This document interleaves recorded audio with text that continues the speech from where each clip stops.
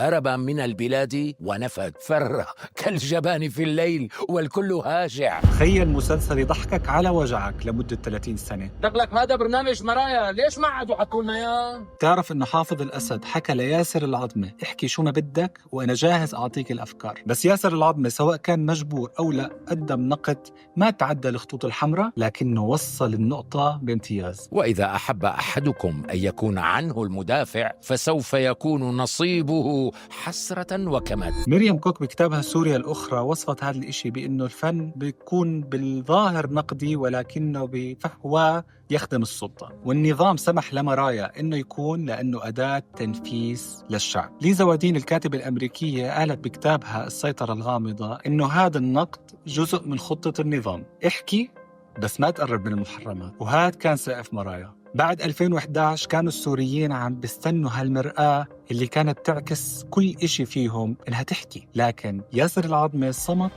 ورحل. ما أعلن عن موقفه بشكل واضح، لكن فيديوهاته الأخيرة لمح بأشياء كل جهة من الجهات فسرتها بإشي. لكنه لما رجع بمرايا بعد الثورة ب 2013 من الجزائر، هذا الإشي ما عجب النظام، فعنوانوه بصحيفة البعث وقتها مرايا تحولت إلى شظايا.